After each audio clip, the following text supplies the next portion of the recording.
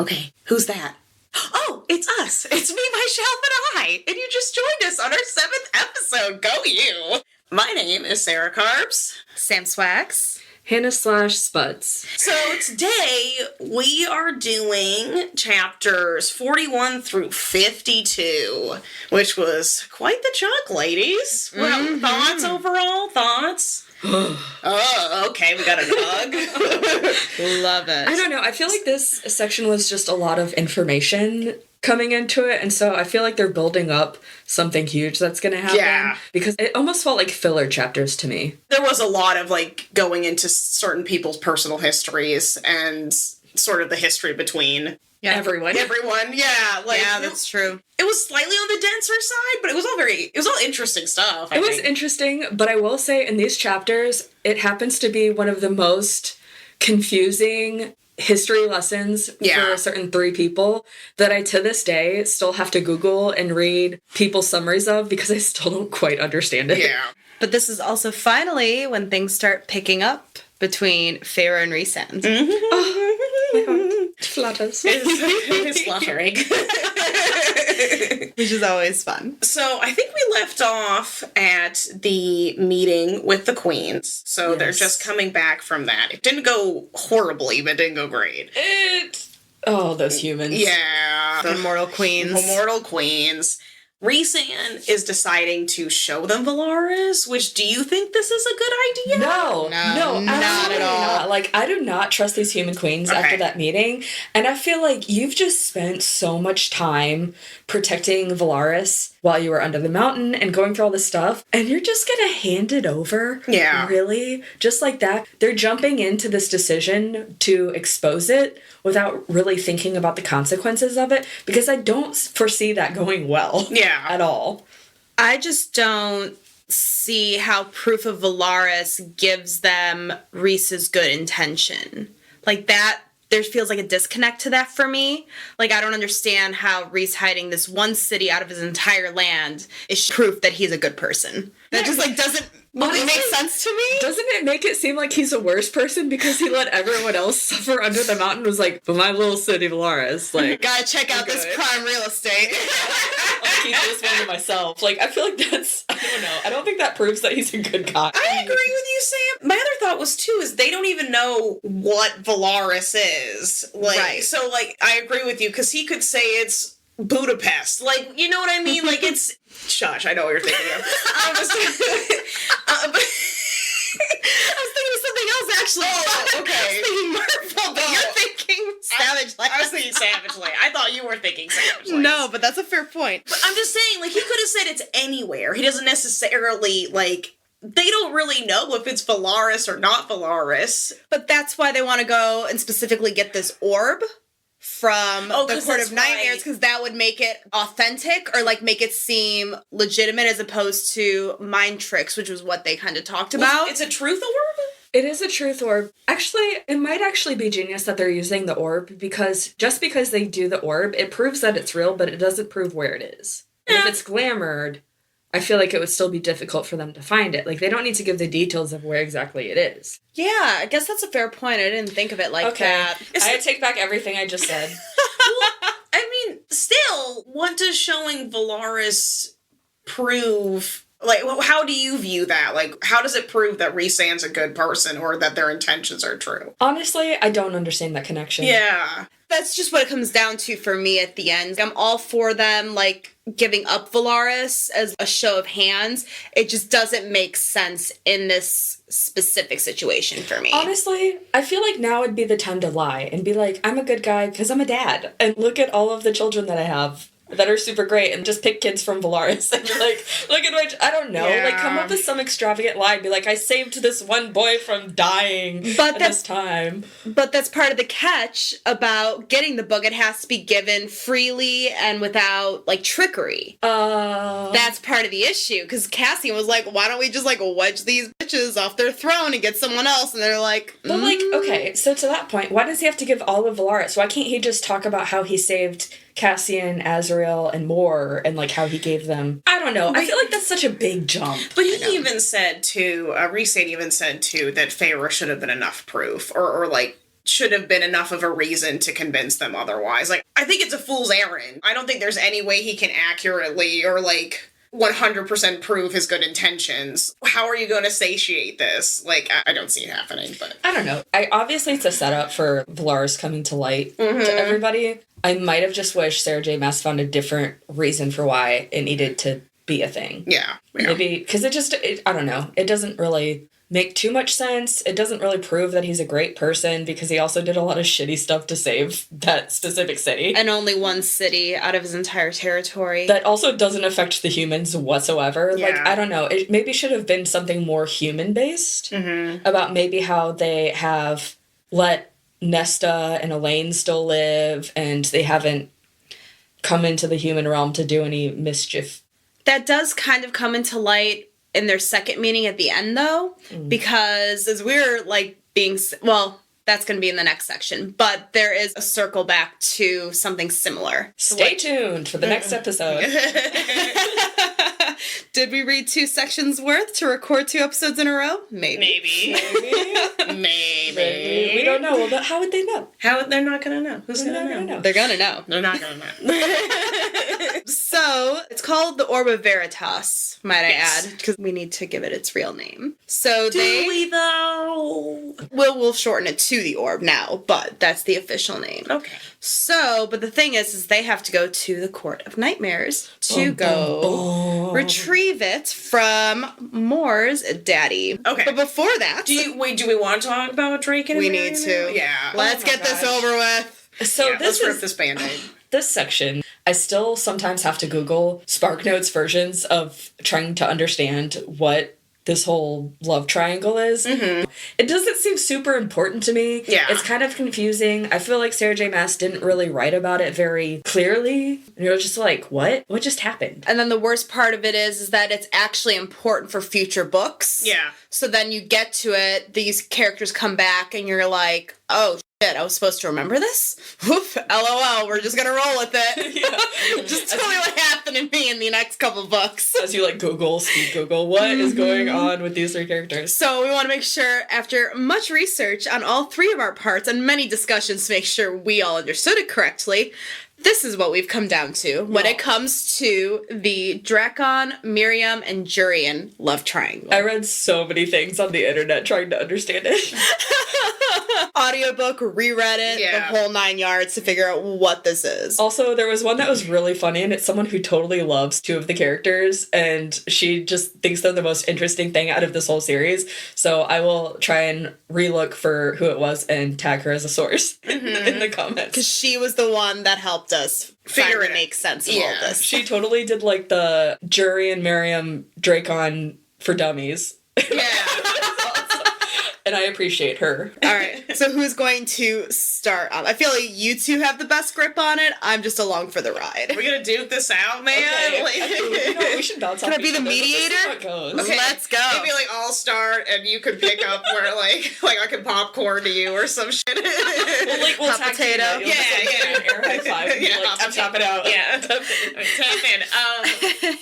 It is my understanding that Miryam, we learn about first, she is from a different land that's like across the sea or whatever.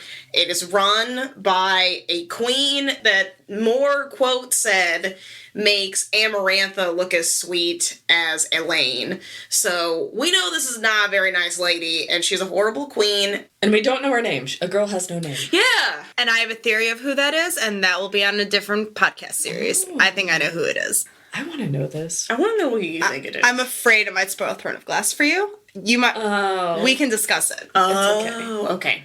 So Miryam is born in this land, this awful land for humans, and she is half fae, born of a mortal mother and a fae dad, I can assume. And she is a slave. She's considered a human instead of having any rights to her fae heritage. Drakon was gifted Miryam by the woman who is not known, who's more evil than Amarantha. And he kind of pushes her way back to the human realm because he's super freaked out and thinks that it's just really icky that he was given a slave and he's just not feeling it. He's like, this, not my thing. I'm not a slave owner. So Miryam goes and she is in the human realm, and she meets this man named Jurian, who is currently fighting the Fae War as a human. And as they're kind of battling alongside each other, they become the best of friends, and they fall in love, and things are getting really romantic, but Jurian's starting to get too all-consumed by the war. And with that, he wants to kill Amarantha's sister so that he can eventually kill Amarantha. That's just kind of his plan. And he's got these horse blinders on, trying to just kill. And he's not really focused on Miryam. Well, Drakon ends up coming to join the war, and he befriends Jurian, and they're fighting alongside each other. And Drakon all of a sudden sees his little ex-betrothed and starts to fall in love with her. No. He was betrothed to Miryam. Right. She was a gift from his betrothed. But he's been kind of looking for her this entire time. He's kind of had a soft spot for her. So he's like, so he sent her away just to look for her? No, so he sent her away because he was not grossed out, but like he did not like receiving a slave as a gift. That is the way I read it. It's not quite clear what exactly he was disgusted about, but he just let her escape, and she fled because she knew that if the queen were to find out that she was no longer his gift anymore, she might go after her. So that's why she fled. She met up with Jurian's army. They become friends. But Drakon, after releasing her, realizes he doesn't want to marry some crazy queen who gives out people like candy, and he breaks off the engagement and decides to fight on behalf of the humans, and that's how he meets Jurian. Yeah, and they become... And his old ex-slave. Yeah, which he had kind of a torch for. But now she chooses him of her own free will, you guys. That's a love story. It's cute. Poor Jurian, though. Like, I kind of feel for him. It's kind of a double-edged sword, because he's so focused on the war, because he wants everything to be better for people like Miryam and himself and the humans, and I feel like that's such a valiant effort, but also at the same time, he clearly does not focus on her enough to keep her interested in him. He let the wrong things become a priority. He let it consume him to the point of destruction, like quite literally, like was literally in pieces, with Amarantha having his eye on as a ring and his finger on a necklace. She's so petty.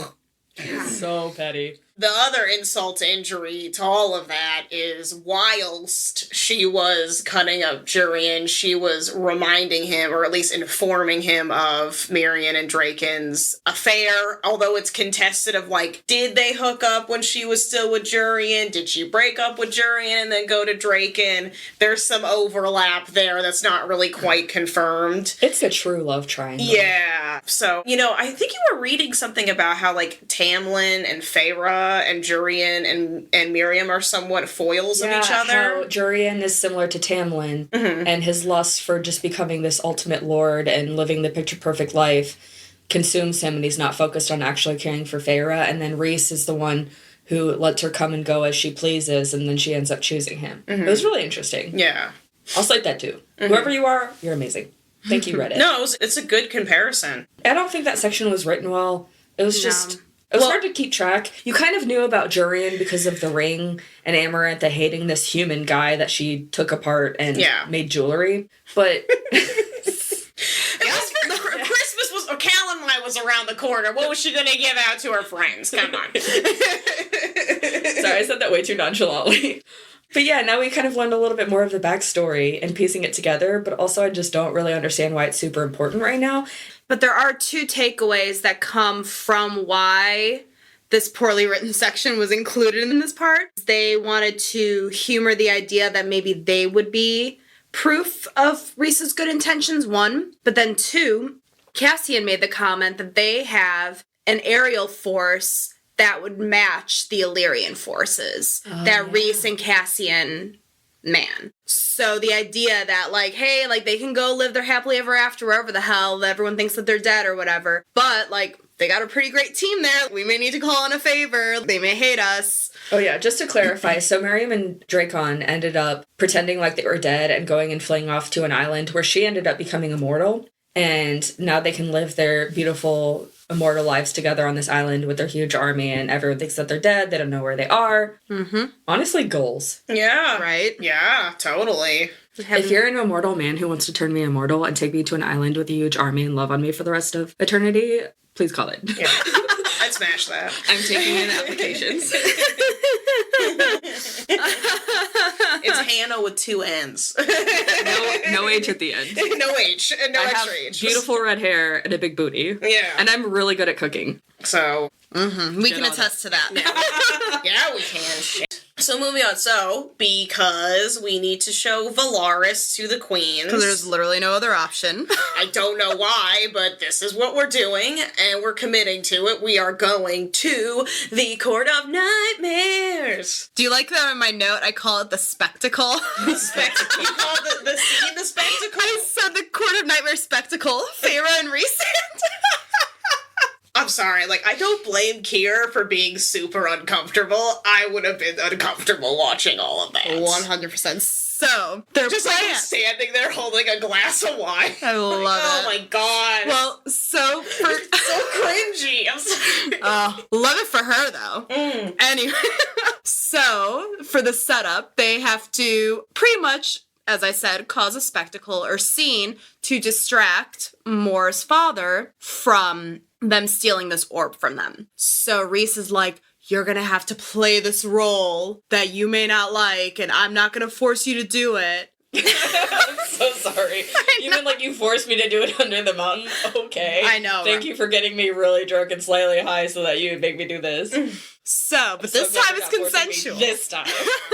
I'm glad it's consensual this time. So you just have to do it. You have to do it, but it's consensual. It's consensual completely. He makes her play the role of the whore that he obviously knows so much about as Amarantha's whore. So she is dressed in just as little as she was under the mountain in the first book. And she literally gives him a lap dance. Basically. In front of the entire Court of Nightmares. Basically. Consensually. Oh, yes. She was struggling. Consensually. Disclaimer, this was actually consensual this time. It was. To be fair, it was consensual. So, I still hate that under the mountain stuff. It's so stupid. I know. We can get into that in the next section. Mm-hmm. So, yes, Feyre is playing the role of the whore, and everyone knows her as Tamlin's fiance, so Kier is kind of like, what the hell's going on? Kier is Mor's father. So they start the spectacle as Kier's holding a glass of wine for Feyre, watching them all over each other as Mor and Azriel slip away to find the orb. I think Cassian disappeared too. Yeah. So they're running amok in the Court of Nightmares trying to find this thing. And then all of a sudden, everyone reappears and they're like, oh, peace, we're good, bye. Well, but then, you go ahead. No, you go. No. Okay. Well, I think, if I remember this correctly, they're about ready to leave, and then... The show's over. They got what they needed, wink, wink. And then, as Feyre is leaving, he says, under his breath that she's a whore.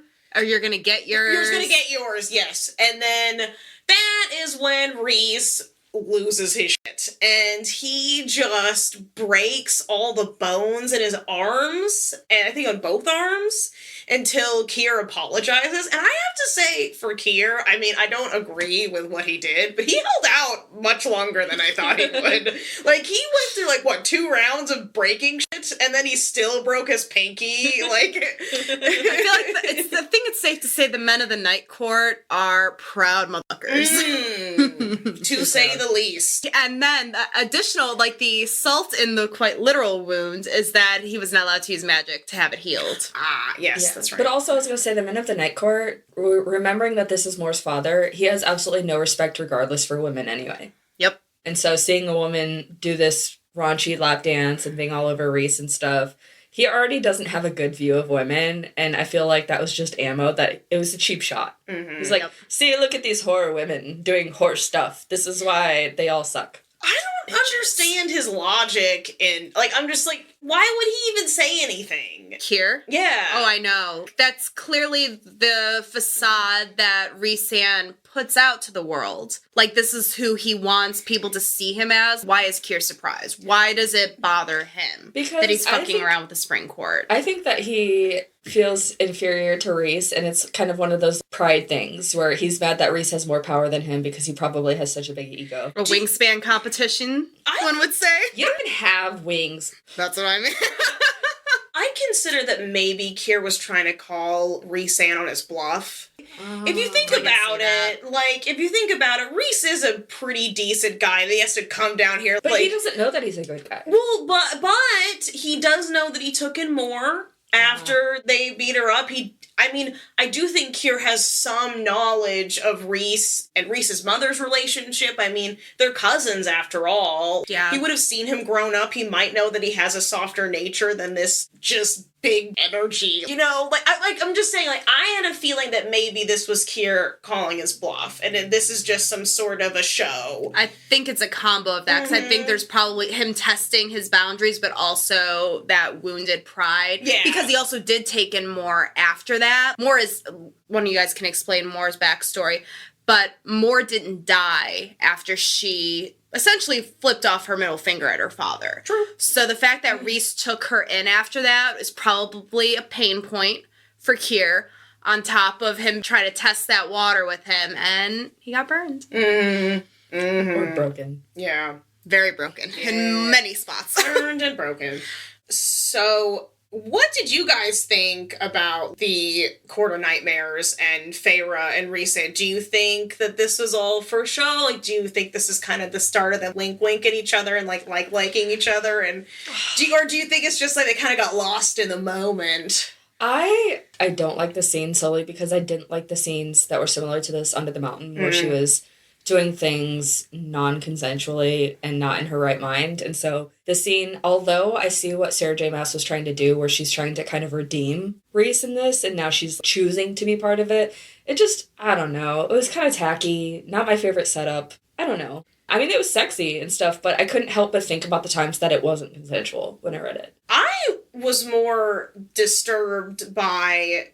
Feyre is known, I would believe she's known by the Court of Nightmares for being the curse breaker. Isn't she enough of a presence where she doesn't have to be all up in his junk? Yeah. Maybe I'm not thinking about... I mean, I know it's a different atmosphere and it's a different mentality of the Court of Nightmares, so maybe being more carnal is that style down there. But it is. I mean, that's what she was talking about. But, they were literally grinding on each other with that really, non-melodic music playing in the background. It's a carnal place. Yeah. Is the way that I always take it. Actually, you know what? Now that you say that, I come to think of it, that definitely is a power play on Rhys's part, because she is the curse breaker and he's got her a little lapdog. And you also have to remember the fact that she just went from Tamlin to Rhys-Ann. Yeah. So I think it's also that statement as well. Not only is she the curse breaker, but now she's in the hands of another High Lord. She's mine. I mean, it could also show her own independence, I guess. Because I think the problem with Rhys-Ann is people are going to assume that he stole her away. Right. But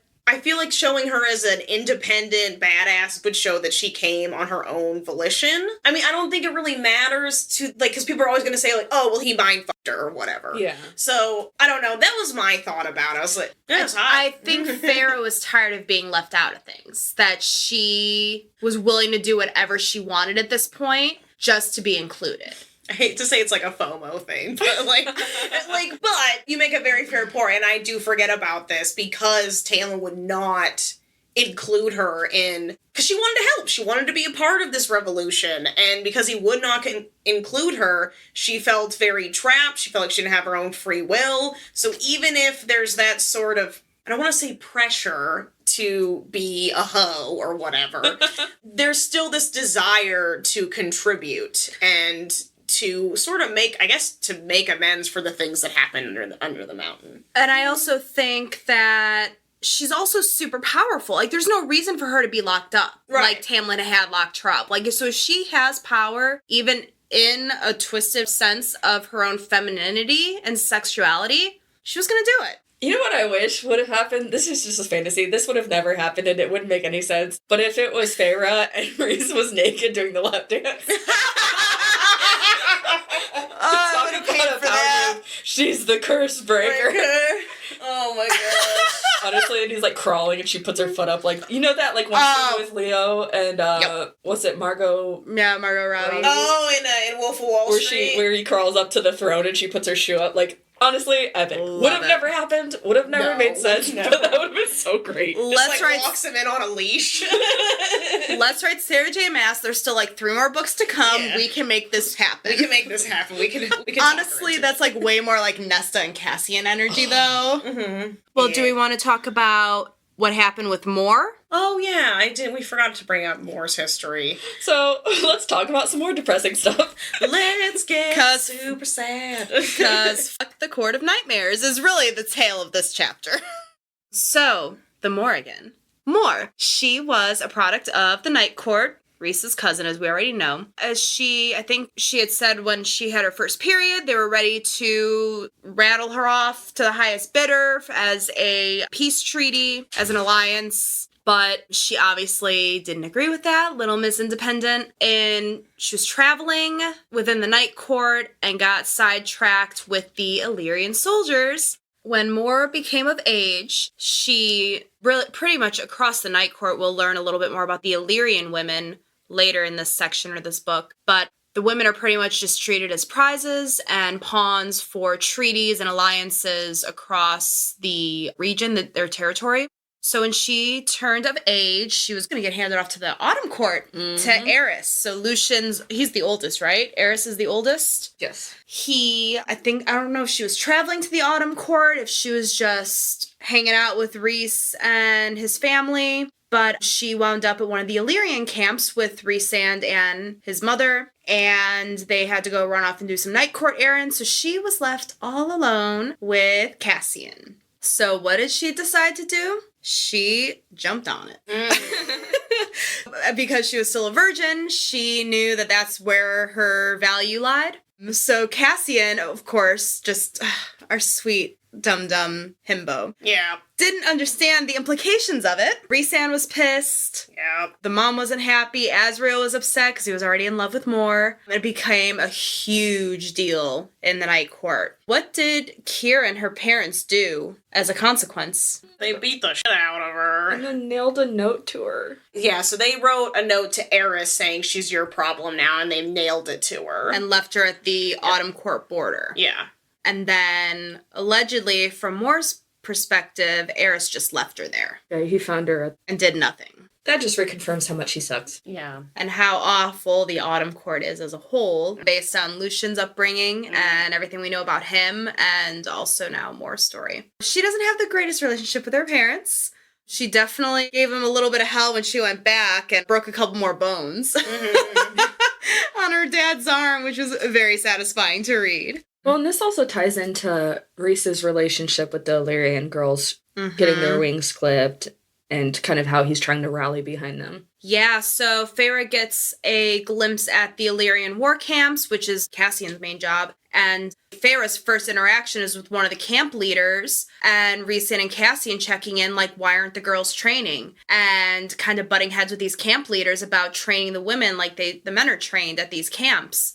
And then Rhys goes into explaining how once a woman becomes of age as an Illyrian, their wings are clipped, so they can't fly, which is, I think we talked about already, a really important part of Rhysand's mother's story, because she is an Illyrian female with her wings still intact, that his father saved her before that fate. So it's a very personal cause to Rhys. Yeah, so he was fighting for it, and then he got caught up getting locked up with Amarantha, and all the outdated motherfuckers kept on clipping the wings of their females again for the first time in a long time. So now Rhys and Cassian and them are trying to make up for lost time. Yeah. In that antiquated lifestyle. Wow, what a concept. I know. Who would have thought? I don't know. Castrating women like that? Anyway. But onto a more cute, fun, wonderful little scene. My favorite, the little starfall scene. I love them so much. Starfall. I'm such a sap. It's very cute. I always think of that Starfall dress and I'm like, I bet it is gorgeous. I see so many fan art of it. It's just... I know. I can't get enough of Starfall fan art. Yeah, it's so pretty. I just like when one of the little stars hits Rhys in the face. I know. So Starfall is the annual tradition of what they think are souls passing through their universe. And it looks like shooting stars. And it's this really big, elaborate event. What time in the year did it fall around? My gauge of time, because of the different seasons, I don't think there is really. Okay. Because I get a winter vibe from it. I don't. And actually, no, because it turns into spring in the next section of the books we read. So this would be more of like a winter into spring celebration. But it's confusing because all of the different areas still stay essentially that season, except for the solar quartz, which is very weird and confusing. Yeah. So semantics. I know. It's fun. So it's this big celebration. I think Feyre and Rhysand got into a little tiff before that. Surprise, surprise. Yeah. They're already acting like a married couple. That was an interesting conversation, because Rhysand accused her of comparing him with Tamlin, which that did not go well, especially with his history with Tamlin and Tamlin's family. I think Rhys really struggles with his feelings. I think he struggles with his feelings for Feyre, but also how people perceive him. Oh, sorry. No, go ahead. I don't know if this is spoiling, because we're going to talk about it later in the episode, but hopefully if you're listening to this episode, you already have read through these chapters and you're not getting spoiled for stuff. But that makes me think a lot about how I think he was more upset because he knew that they were mates, and he was so different from Tamlin that he could let his mate go if she made her happier. And I think that is an underlying reason. Now that I'm thinking back, listening to you say that, because I didn't really understand why he was that aggravated about the comparison, but that makes total sense if he knows that she's his mate, and he's like, I'm not like Tamlin. You're my mate, and I still let you choose. Right. I thought he was more mad because she friend-zoned him. That too. She's like, Rhys, you're my friend. But I agree with you ultimately. I didn't even think about that until you were just talking about it. Yeah, that's a really good point. I mean, I know we're going to find out a little bit more about Rhys and the whole mate connection. And they're mates. And well, we know we're getting there. so yeah, that was and they didn't talk for a few days. Like, he didn't come back to the townhouse. He stayed up on the mountain. She was trying to write their notes, and he wasn't responding. So Starfall was the first time they'd seen each other in a while after this big argument. And what a romantic time to reconnect. I love that for them. They got little stars in their faces. Just adorable. Dancing so all sweet. night. When I read that scene, all I could think about was the Skyfall song from Adele. It was like playing in my head. From the James Bond Yeah, movie. from James Bond, the Quantum Solace. Nice. It was a good song. Just replace it with Starfall. I think of It's so cool. I think of the song of Signs. Have you guys ever heard that song? Which one? For a second, I thought you meant the Alien movie. No, what? No. It's I'm trying to think who the artist is. Block Party? Yeah. It's this, like, really twinkly song. We should come up with our own playlist and drop it in the comments for these episodes. Ooh, we should. We're not going to do it for the previous episodes because I don't feel like it. Or we can do it by book. Yeah. We can make our playlists by book. I like that idea. We have all our notes. We could put it together. This sounds like fun. I would do that. Don't hold us to that, because if we don't do that, we're sorry. Yeah, our bad. Baby steps. So I think what's the next thing is they continue Feyre's training. Yes. And they've been noticing a pattern up until this. They weren't able to figure out what, but they kept running into issues of people finding them. They weren't understanding the connection of how people knew where Feyre and Rhysand and the crew were traveling. And lo and behold, they go to travel and train, and guess who stumbles upon them? I hate this scene. I he makes me so angry. It's Lucian. She stumbles Yeah, into Lucian. it's Lucian. Sorry. I know I should have, dragged that out, but it's Lucian. That motherfucker. Oh my god, he's infuriating in this scene. I know. I feel bad for Lucian. Of course she does. Oh, someone has to. Stop it. I know why you're going to say it. We can't spoil it for the listeners. No, that's not why I feel that way. And I know what you're thinking. And Carbs. No. The chicken was not deconstructed.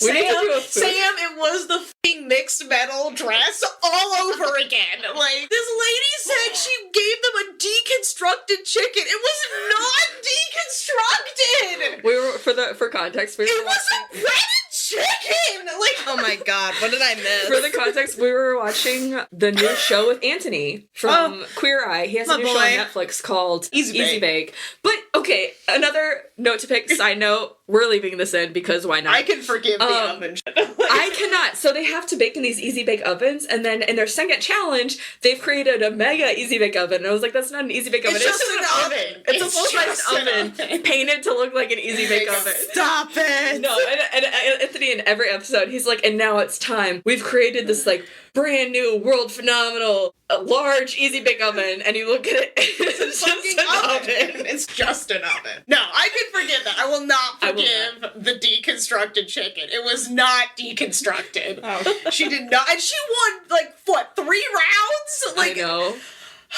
I'm so mad. Anyway. I love that chick. I'm telling you, like, I was like ready for her to go. Like, I think I was just mad about the chicken. She was. Sarah Petty? No. The moment that happened, the next 2 episodes. I hated her. Like, I just shat on her the whole time. She talked so much crap about her. It's so funny. Anyway, so Lucian. It wasn't deconstructed. Like, you know what? A Lunchable is considered a deconstruction of a sandwich. Breaded chicken is not a deconstruction. Okay, I'm done. That's it. I don't think you are, but that's She'll never be done, I will honestly. never be done. Every time we cook It'll come back in my nightmares. Okay, I'm sorry. You guys, I'm a little huffed up, so you guys just take over. I'll I have to hear your Lucian opinions. I know. Oh, that's right. I was because defending. we don't agree. So my thing with Lucian is he obviously like had a really horrible upbringing. I know that he feels very connected to Tamlin because he sort of... He older brothered him. Yeah, he older brother, but he took him in when no one else would, and... But I think they kind of trauma bonded, which we'll learn a little bit more about Tamlin's backstory in the last section of our recording. So I think there's a trauma bond element to them, too, that they just, like, toxic attracts toxic, and I think that's Lucian and Tamlin. They're totally bros. Mm-hmm. I think in Lucian's mind, Lucian thinks if Feyre comes back, that Tamlin will be better, and that he will be happy, and then things will be back to normal again. You know what? You just changed my mindset. Even though he infuriated me, he was coming from the standpoint of Rhys is under control of her, and he probably is looking not even so much for Tamlin's sake, but he has a friendship with Feyre and wants to save her, and thinks that she's not in her right mind. Right. Fascinating. That's how I always assume, because we forget because all of our shrouds have come off about the Night Court. We now know what it's like. We forget a lot of the time that most of the other courts assume the Night Court is awful. They don't know about Valaris. They don't know about. They know about Under the Mountain, or the Court of Nightmares and how scary that is. Well, and his last memory would probably be her being taken from the Summer Court. Well, and even if he thinks it's Spring Court. Even if he thinks it's wrong, he probably thinks that Rhys stole her. Well, technically, Lucian's last memory of Feyre was Feyre getting locked up. The only person that saw Feyre get taken was Alice? I think so. Yeah, Alice. So my point to why I can't fully forgive Lucian is because he knew. Feyre was confiding in Lucian about how miserable she was. She needed to get out of the house. She wanted to help. Like, she knew that if she couldn't get Tamlin's ear, Lucian could. Mm-hmm. He couldn't, but he also didn't try. He tried, like, a little bit. Do you think he was trying to pick the best of two evils, what he considered evils? Like, at least if she's with Tamlin, she'll be around me and I can help keep her safe. But if she's with Rhys, I have no control over what he's doing to her and he's brainwashing her. I always thought of it like, if Feyre just gets better all of a sudden, Tamlin will get better. Like, not that he's blaming her, but this is all about, like, she is the one that is struggling the most. Like, Tamlin's, like, at least pushing through all of it. He's not doing a great job of it, but he also is the High Lord. He has to do the tithe. He's a lot more now that the curse is broken. There's a lot more like pieces to pick up after Amarantha took everybody, so he's under a lot more stress. So I felt like Lucian just wanted Feyre to get on board a little bit more, and that's the thing is Lucian went through a horrible traumatic experience. Not that they're the same, but he was able to get through it, and he sort of like just pushed through it. I think he assumed, because Feyre's also a very strong person, that she would just sort of get through it, and she hasn't. Like if we team up together, gonna be fine. Yeah, exactly. Like, I felt like he was just trying to preserve this idea of, like, what it was before Under the Mountain. I mean, Feyre's gone through something that none of them has experienced, which is she died. Like, and came back like crazy powerful. She still doesn't fully know the full scope of her powers right now. A lot of them don't even know. She still has to hide her powers. Right, and I still stand by that Tamlin must have guessed. Then that's why he was hiding her. No, I think he knew, because didn't she, like, break windows and doors? Well, she talked about it, and he was like, oh, I'm just gonna put a Band-Aid on this one. We'll come back to that on another day. I think he had too much shit on his plate. Like, I'm not gonna even bother with this. But, like, I think this is just Lucian's the baby between two fighting parents. It's just a baby. And he's just like, let's just come together, and then we can fix this. And that is where Feyre's like, I'm not going back. After telling him that she's not coming back with him, Daddy don't love her no more. Yeah. Well, she don't love Daddy no more. Wait, we did skip something. About the whole Lucian thing. Feyre's Illyrian wings make a cameo. Well, I think that's at the end. I think you were getting to that. No. Sorry. But sorry. My bad. Read the room, Hannah. Like Swags was saying, Lucian did try to forcibly remove Feyre and drag her back to the Spring Court. Under his assumption, she's being mind controlled by Rhys. What Feyre does is, one, she winnows first when he tries to grab her. And she ends up, like, farther away. I think she ends up next to Rhys-Anne, who magically appears, and then she shape-shifts Illyrian wings. So, like, because she's not an Illyrian, obviously, but her shape-shifting abilities, ironically, is from Tamlin, and she created Illyrian wings to get Lucian to back off. She's a boss. Yeah, the irony of it being the combo of their two main abilities. You get the best of both worlds. Thank you for the Miley cameo. You're welcome. I'm cutting that one out. No, you're not. And that finally sent Lucian away with his tail between his legs. But that's when they've realized that maybe they're tracking them based off of Rhys-Anne's winnowing magic. I don't understand how they can track that. I forgot what the explanation was of how they can track I don't get that either. I don't feel like that was explained. Is it like a sniffy thing? Like they smell it and like you get I smell a reason. I assume it has to do with the increased flux and power being used. Oh, between the courts, so the lords know. I think that's my opinion. That's how I always interpreted it, especially because Rhys-Anne is the most powerful, that, like, if you're looking for activity like that, you'd be able to find it. But if they knew that, why would Tamlin not show up and send Lucian instead? Remember, because there was the fine line of Rhys-Anne pulling Feyre out of the Spring Court. There are treaties and agreements. Yeah, Lucian could go get her, but Tamlin can't. Cause had to grab Feyre. That could cause a war between the two But courts. I thought they were in the Spring Court when this happened. No, they were still in the Night Court. Oh. It's like, I know nothing. No, it's good. So now they're stuck flying instead of winnowing. My favorite trope. What a weird trope. Flying? No, the one bed trope. Oh, I thought you are jumping ahead, woman. Let me do the setup. I thought you meant like flying and like. Oh no. Okay. Well, yeah, I guess that's. I kind of thought the same thing too. I was like, well, I mean, like it's enjoyable, truly. Like, is it my thing? I don't know. Y'all are not on the same level as me out today. in public. It's not very private. So we love conning you.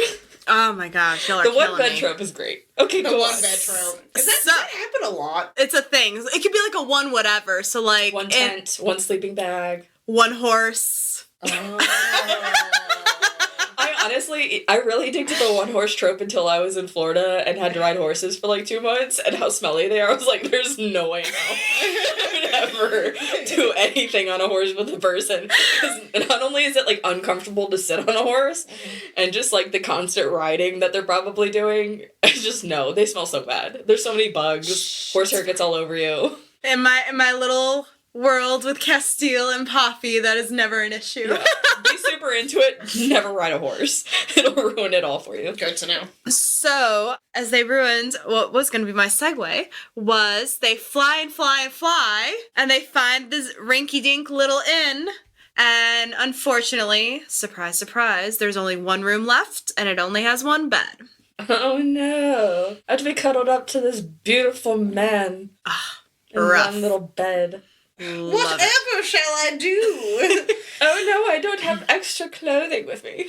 So after their spectacle in the Court of Nightmares and all of that budding tension that we have been reading this entire time, it finally comes to a head. In this one bed. Oh, look at me rhyme. It comes to Come to a head in the bed. It is a steamy scene. Honestly, I thoroughly enjoyed it. I blush every time I read the whole... Oh my god. She's so flustered she can't even talk right now. I know. What is it? When he's like, I'm gonna scream and bring down the mountains, I'm just like, whoo. Sam's face is so red Totally right now. promises you can't keep, buddy. Oh, and then of course, the added of, I'm going to splay you on a table like my own personal feast. So, yes, they are fooling around. So, what she learned earlier is that Lyrian wings are very sensitive. Mm-hmm. A little bit of foreplay there. I forgot about that when he like tingles. So, he's using his wings to keep her warm because he's being a gentleman. And then so she's literally fucking around with him and turning him on. She's just like, oh, thanks for the warmth. However, will I pay you back for this generosity? Feyre, you thirsty hoe. Like, And she didn't even do the pay. He paid her. I really appreciate Sarah J. Maas's female characters not be like, oh, I love you, I've always wanted to do this with you, and like, I've had feelings for you for so long, and instead, you know, Feyre's like, I just want a distraction, and even though she knows that she wants Rhysand, she's kind of being coy about it. She doesn't want to lay out all her cards. Right, and I like that about Feyre, and I like that about a lot of Sarah J. Maas's characters, that they kind of hold a little bit more back. I mean, she's still working through, especially after seeing Lucian so recently, like that is so... I mean, that's a big thing to be reminded of, is that relationship. She clearly realizes that what she feels for Rhysand at this point is more, but she just isn't ready to act on it yet. Mm-hmm. But also, it feels like she just wants him to take the lead. So she can kind of, like, be a little brat about it. Yeah. Mm-hmm. Being a brat is fun. Mm-hmm. I mean, wait, I don't know why I agreed to that. Sorry, like... No, it's not. Yes, it is. I love being bratty and then someone, like... Put you in your place. But, like, not in a bad way, like... kind of finding fun in the brattiness of it. Because, like, a lot of the times if I'm being a brat, I'm just joking around. But, like, super sensitive guys or guys who, like, have too high of an ego take it offensively. And they're like, oh, she's a bad bitch or whatever. And, like, I don't know. Sometimes guys see it as just kind of, like, a playful dominance. Mm-hmm. See, I'm a very sensitive person, so when guys are bratty to me, I take it very personally. No. I don't want a guy to be a brat to me. I want to be the brat. Oh, okay. Yeah. I need a brat tamer. Oh, okay. I see what you're saying. What's the difference? Okay, I see what you're saying. I'm just getting accustomed to that term, so, brat tamer. We'll help you, sweetie. Yeah. It's fine. It's fine. So after their a little fun distraction of a steamy night in the one bed at the inn, they get attacked again.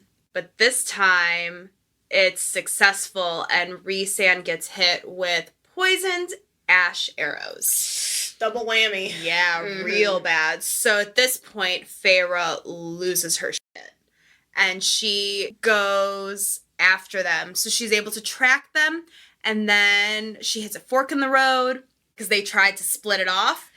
I know, I love this. So the only reason why she knew which direction it goes, because she could smell herself on him, not just him. So who would have thought that would have been like the best thing she could have done for herself in more ways than one, because she was able to save his ass. Mm-hmm. So she finds him, and he has these like special chains on him that like nullify high fae powers, Which is why she couldn't reach out to him mentally, like mind to mind thing, or through the bond. Yeah, whatever. There's more to that I already brought up to Hannah that we can't talk about. Hannah, yet. you're smirking, and it's making me uncomfortable.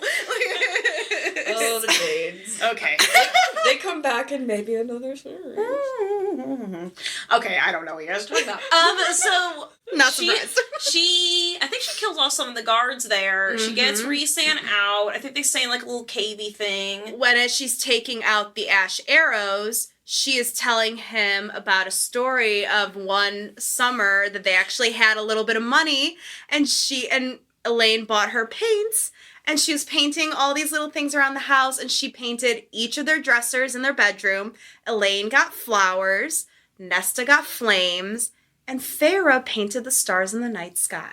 Oh. Do you know what's If you know, you know. Do you know what's ironic about all of this? What? Is like she just asked Rhysand for a distraction, and then he needed a distraction the next day to take arrows out of his ass. Like, I'm sorry. I'm just saying she just obliged. I'm saying this is a give and take relationship. I love it. It's a very full circle It's a moment. full circle. That's Love why it. they're so mated. They just give back. They give and they give back. It's really nice. So she gets the arrows out and he evens out and they're in the cave like you said, but he's not healing fast enough and she is not strong enough in her winnowing or these random wings she just discovered to get them where they need to. So she decided to lure the Suriel again. Oh my gosh, my homie. So she traps the Suriel again and they're like, Again. So, because she's desperate and needs to figure out how to help Rhysand get the poison out of him faster so they can move. Because they're sitting ducks at this point. ducks. So the Suriel's like, oh, do A, B, and C and tell your mate, blah, blah, blah.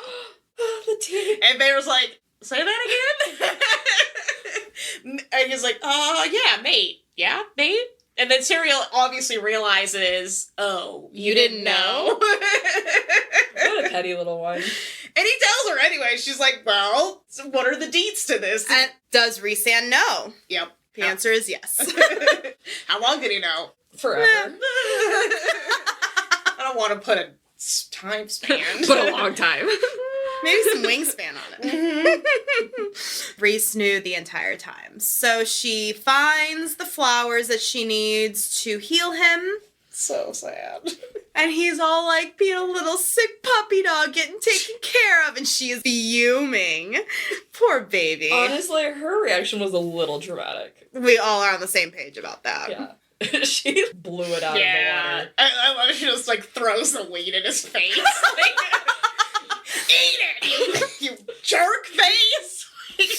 I'm gonna save your ass anyway so I can kill you later. Like, pretty much. I hate her argument. Her whole argument is, you said you weren't gonna lie to me, and it's like, well, also at the same time, like, I didn't want this to influence your decisions. You were still operating out of your own free will. You're still depressed over your breakup with Tamlin and processing that trauma. She was being nice. But also, it wasn't really necessary information that she needed at all. I agree with that. Really?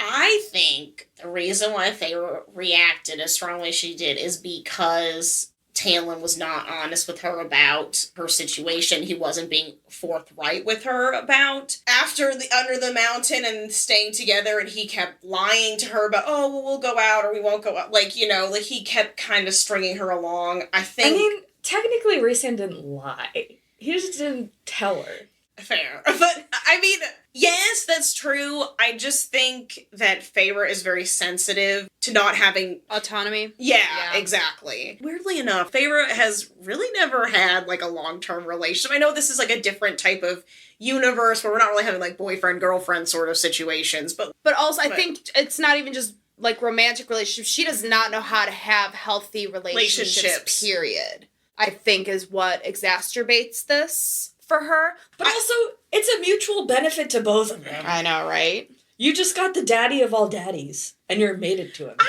I mean, this is going to be my ultimate question for the end of this section for you guys is, do you think Rhysand made the right call? I do too.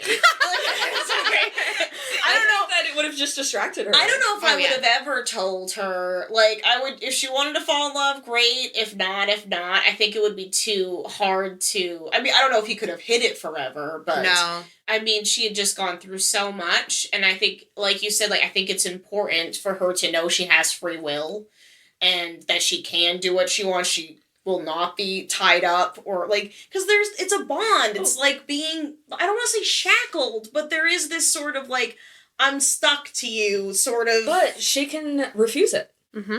I did not know that. She can refuse the mating bond. Yeah. And I think that... There's a reset? No, she just won't have a mate. She can just refuse her mate. Yeah, it's possible. We're not going to go into... We'll talk about that in a later book. Mm-hmm. But I think that Rhys also might have done something selfishly, like he wasn't ready to overcome that battle and risk her saying no right off the bat and wanting to get to know her more and spend some more time with her. So maybe it was a selfish decision, but I do not fault him at all for not saying anything, because I also don't feel like it's anything that would have aided or lessened or made her life more difficult or made it better by like knowing that information. It almost just kind of, with everything going on, seems like very insignificant information. It doesn't really change anything because at the end of the day, they're still mated. It's not something that they have to address right away. So I feel like maybe it wasn't a top priority to Reese. Well, they're gonna live forever. They can touch base on this later. Yeah, like, I don't know. This just doesn't seem like a conversation that he just needed to push on her. And I kind of respect him for allowing her to make the connection first or wanting her to. Like, she was so traumatized. Like, she was battling a lot of different stuff. Realistically, in this moment in time where he's like dying in a cave, they're dealing with the spring court, they're dealing with her trying to figure out her powers and to train, and Hibern. these things just going on. Like, what difference in this moment does it actually make? Yeah. I think that Feyre's response is definitely from a place of trauma. I don't think she was thinking logically about it. I agree. I think it was a bit of an overreaction. She was being a little too spicy. But I think it comes from that, like, we just hooked up. I am now finding out about this. I would have liked to have known that prior to hooking up, because this feels like a little bit of a violation. I mean, you could argue that. Like, I can agree with that. Yeah. The timing of them fooling around sucks, but I think everything else about it doesn't make sense from Feyre's point of view. Right. Exactly. And she was just starting to feel better. She was just starting to, like, get confident again. And, like, she's making friends and enjoying her life a little bit more. She's starting to move on from under the mountain. I'm gonna play devil's advocate. She wanted that night. She asked him for a distraction. She knew what she was asking for. She wasn't asking for a mated relationship. She just wanted But to he fuck wasn't around. giving her a mated relationship, and he's not in control of whether or not they're mates. I mean, that still adds to the thing that she overreacted. Like, we are not disagreeing with that. Yeah. But I'm just saying that I feel like Feyre's argument is, I wish I had known prior to us hooking up. But, of course, like, I wish you would have told me before things got more intimate. Because I think that would have changed if she would have hooked up with him or not. No, it wouldn't have. I mean, I don't think Girl needs to get laid. She needed it regardless, and she can still deny the mating. You make it seem like she's, like, vitamin D deficient, and why did I pick that vitamin? So, like, honestly, realistically. I said that, I was like, I just proved my own Like, fucking I know point. she's mad, but realistically, even if they had this intimate connection, and, like, she wanted this regardless of whatever was going on in, like, their whole situation, and I think that it doesn't even matter if they were mates, because she, at the end of the day, if she felt so violated by it, or, like, she didn't want the mating to come from the intimacy, or, like, the intimacy to come from the mating bond, she can still turn it down. And what I just realized, as you were saying that, was I think she was not pissed that they're mates and that he didn't tell her. I think she's ultimately mad at herself because she had been contemplating if she wanted more or not. Oh, so she was projecting, and she was like, is it me, or is it just because this mating bond? Oh, because she doesn't feel, like, in control of her actions? Because I mean, I think she was contemplating whether she wanted more with him or not as they were laying in that bed. Mm-hmm. That's how I interpreted it. And that's why she said, just make it easy. She's like, I just need a distraction. I just want fun. Because she kept calling herself traitor, liar, whatever. But she got what she wanted. So she's mad at herself because, she got what she wanted. I mean, but she's not ready for it. To have an amazing sex life. Oh, yeah, boo-hoo, Feyre, getting dick all the time. Oh, no. Poor thing. Like, oh, come on. I don't know. It was so stupid. Anyway. Mm-hmm. So. That wraps up the section and part 2 of A Court of Mist and Fury. Mm. Oh, but we do mention that more helps Feyre get a little time away. Yeah, so he answered her questions as forwardly as he could, and then she's like, all right, we're leaving now, and then leaves them in the mud and has Morgan take her away to a cabin. Mm-hmm. So cabin. What is the next chapters we're reading, Swaggy? The rest of the book? They're 53 to the end. To the end. Yeah. To the end. It's gonna be a long episode already. My notes are already huge for it. For the last half? Yeah. Bye. Bye.